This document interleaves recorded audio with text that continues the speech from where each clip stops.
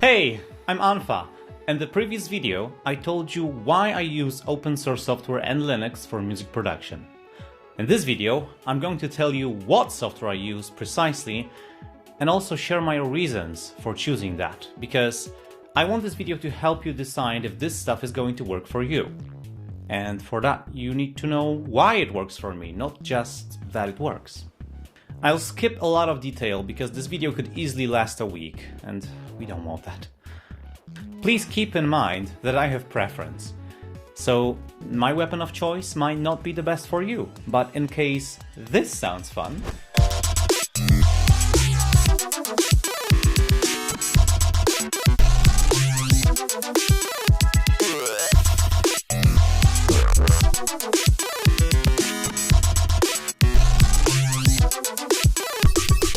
my current toolchain might be a great starting point for you. Alright, let's begin. And I will begin with the operating system. You already know that I'm using Linux for all my work, but the number of Linux distributions is approaching infinity, so that info alone isn't that helpful. In the past, I've been happily using KX Studio Live DVD as my main system. That one is now badly outdated, so I had to switch. For a few years now, I've been running Linux Mint 18.3 with KDE 5. Why did I choose this one? Three main reasons. First, with Linux Mint, I can use both KX Studio repositories and PPAs. KX Studio repositories, I already made 2 videos about these, so let me just say, it's a fantastic source of cutting-edge open source software for audio production. PPAs are personal repositories, usually created by developers to distribute newest versions of their software. I use it for a couple of video tools like OBS and Simple Screen Recorder. Second reason, KDE 5 or Plasma Desktop as it's also called. It's a great looking desktop environment that has a lot of features that I find missing from its alternatives. And third, Linux Mint has a great tool for managing video card drivers. So I was able to install NVIDIA drivers and get CUDA working relatively easy there. Now, it doesn't have really much to do with music production, but I also do graphic design, 3D animation and rendering, and I need this stuff. However, it can also be helpful for playing games. So that's my main reasons for choosing Linux Mint 18.3. However, the problem I'm facing right now is that Linux Mint is no longer shipping with Plasma Desktop. So I'm actually looking for a replacement. I just don't think Cinnamon can replace Plasma in my life. Before I move on to the next section, I would like to discuss a topic known as the modular workflow. Now, the Linux audio ecosystem has a lot of standalone programs that can be used together with the JAX server to create a virtual modular environment. It's a bit like having a desk and putting a mixer, some effects, synthesizers, sequencer, and connecting all of that with cables to produce music. Now, this can be a lot of fun, but I think there's one big problem with all modular setups. You can't easily save and load your work, and for me that really kills productivity. I know there are so-called session managers, but I couldn't ever get this stuff to work for me, so I have ultimately decided that whatever I'm going to be using to make music, it has to live inside of a digital audio workstation. Fine! Now we can move on and talk about the digital audio workstation. For many years, I've been making music with LMMS in tandem with Ardor. I've produced multiple full-length albums this way, including the most recent one titled Suppressed. However, in 2017, I finally decided to drop LMMS and focus my workflow entirely on Ardor alone. Why? I made a detailed video comparing the two in the past, so let me just rephrase that real quick. For many years, LMMS was the only integrated music production environment with MIDI editing and sound design capabilities that would suit my needs. LMMS, however, lacked advanced signal routing, LV2 plugin support, audio recording and editing, and other functions that Ardor boasted for years already. In order to be able to do everything I wanted, I had to use both programs together. I used to do it like this.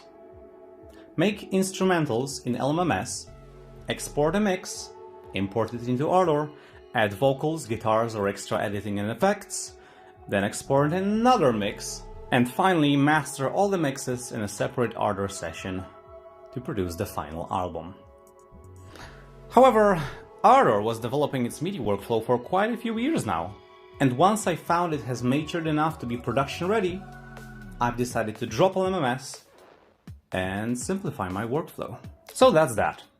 The last part of the toolset I want to talk about are the plugins. That's a big one. We're gonna need a few subcategories here. Let's talk about synthesizers first, then we'll move on to effect processors. Hey dude, but what about the samplers? You see, I'm a bit weird in this regard. Other people use drum samples they found on the internet, and I used to do that too back in 2005, but now I synthesize all my drums. So that's why I don't use any sampler. Moving on, the synthesizer plugins. And the synthesizer plugin that I use 95% of the time is ZenFusion. Why?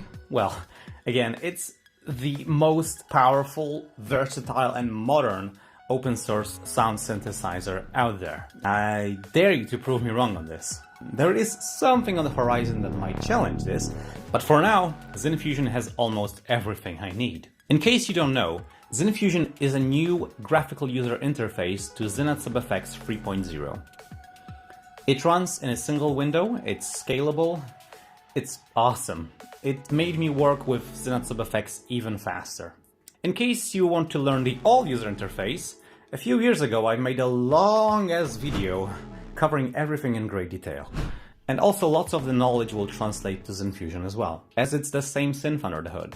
However, if you feel intimidated by ZenatSubFX complexity, I can recommend a few other Libre synthesizers that are not as layered, namely Tal Noisemaker, OBXD, Helm, Oxy FM Synth, and Dext, if you're hardcore. However, know this, that ZenatSubFX can do almost everything that these synthesizers can, and much, much more.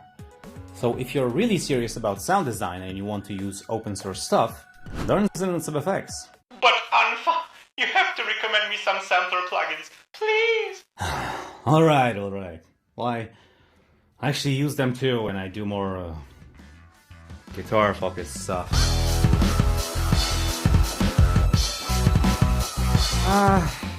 Okay, so let's talk about the sampler plugins. You can use Hydrogen drum kits installed on your system using a plugin called DRMR Sampler. It's simple, it only allows stereo output. We could work around this, but I never had it crap out on me, so it's safe to use.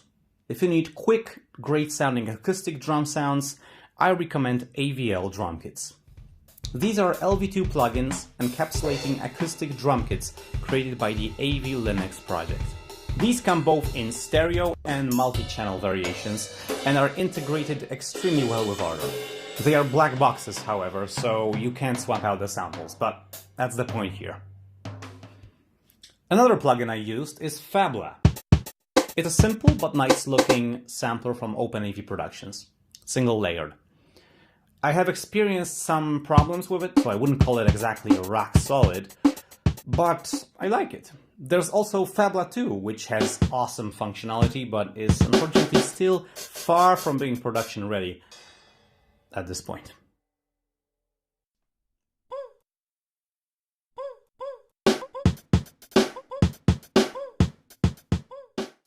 I've briefly tried Sample V1 and Drumkey V1 from the man behind Qtractor. I think these are solid options among LV2 samplers, but again, I haven't worked them too hard, so don't blame me if they disappoint you. There's also some decent looking drum samplers in the LSP bundle. They support velocity layers, stereo or multi-channel output. Again, my experience is very limited, so proceed at your own risk. I'll mention one last drum sampler because it's freaking kick-ass. Drum Gizmo.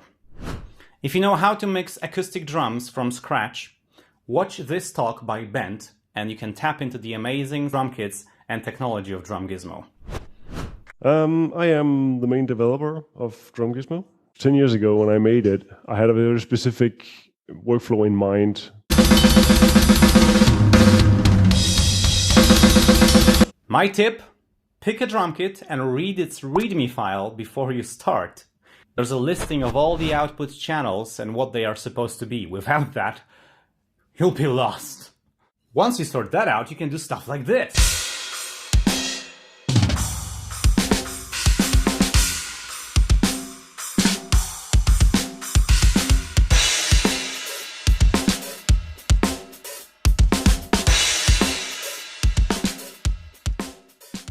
Alright, enough drum samplers for one video. Now let's talk about something I'm really excited about, and that is the Effect Processor plugins. Let's start with delays. Calf Vintage Delay. Syncs to BPM, sounds great, I use this all the time.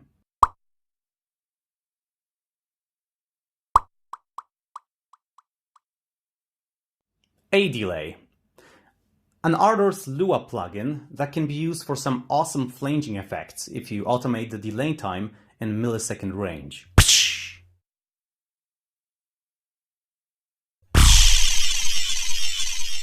Delayorama. A great plugin for creative effects that can deliver up to 128 delay taps, each with procedurally generated delay time and amplitude.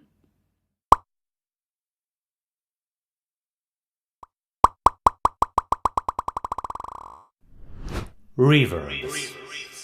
Umverb is my favorite right now. Its sound is full and smooth, without that strange tinny character that many synthetic reverbs have. It's also very flexible and it looks nice.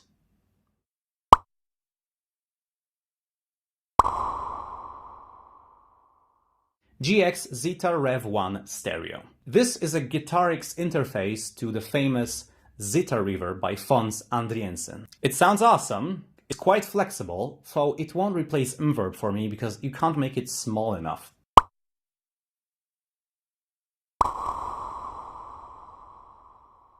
GX Reverb Stereo. This one sounds a lot like a spring reverb, which is very rare among synthetic reverbs. It sounds nice on drums and guitars, so there's not much things to set up here.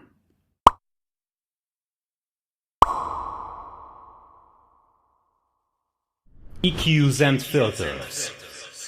I use EQ10Q for everything. I used to use Calf Equalizer 8-band.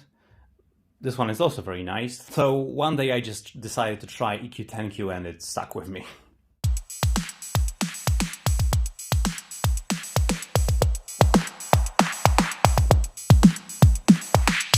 Calf filter. I use this one all the time to reveal sounds with the low-pass modes, or to add motion to my bass patches using notches and bandpass modes.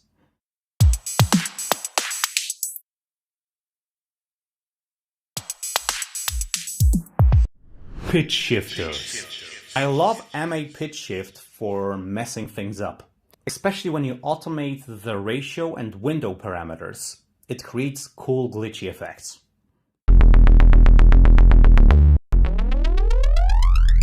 I would recommend rubber band pitch shifters for more traditional pitch shifting, as they allow precise musical control of the pitch, and they also sound pretty good.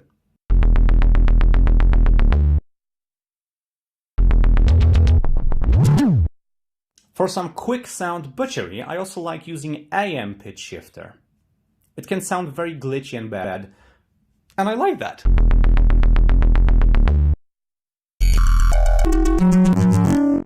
Distortion. Wolf Shaper.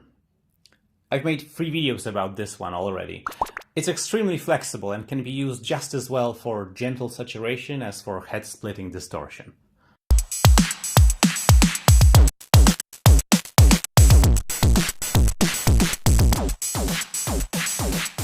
Tap Tube Warmth is a great sounding, yet simple saturation plugin.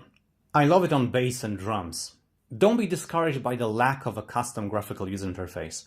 Also, Calf Saturator is based on the algorithms of this plugin.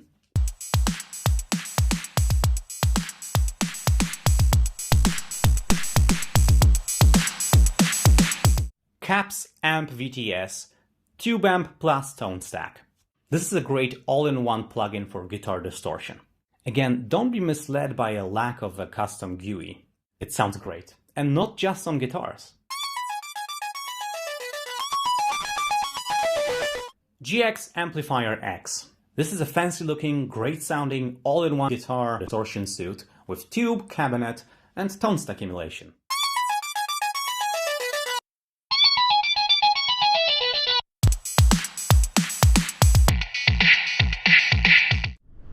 Dynamics Processing. Calf Compressor is what I use all the time. It's great looking, versatile, easy to use. The compression graph function is very helpful. Calf Sidechain Compressor. Same story, only now the kick drum compresses the bass line.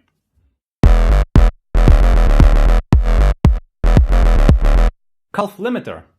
I put this on every master bus I see.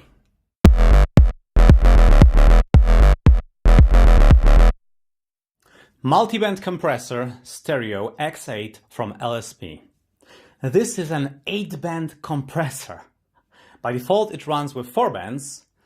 It sounds way cleaner than the Calf multiband compressor, though the interface is a bit cluttered.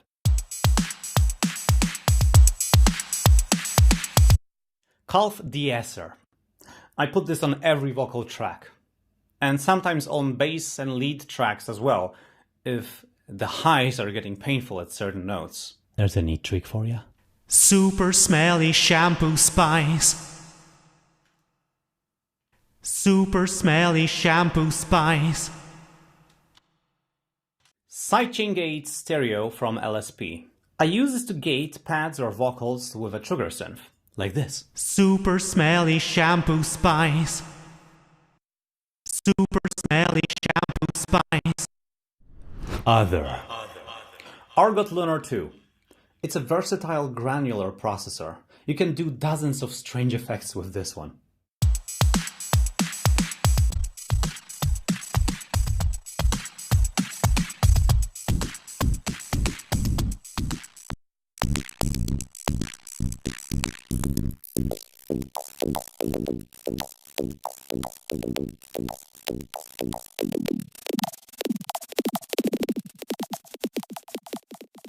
Noise Repellent.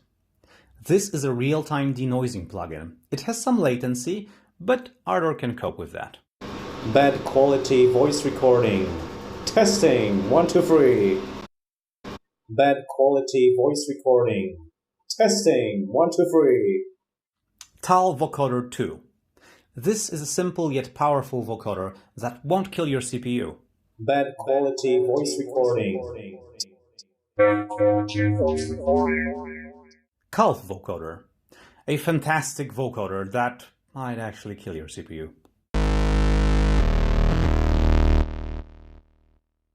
Bad quality voice recording. Autotune. This one is great for either monitoring your vocal performance quality or fixing it. Super smelly shampoo spice. Super smelly shampoo spice. Or creating these weird synth-like vocal lead lines by using the auxiliary MIDI input.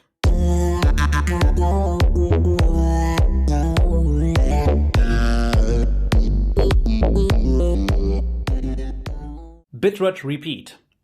Great for glitchy repeating effects. Very versatile. Don't be scared off by a lack of a custom graphical user interface. Bitrate Tape Stop.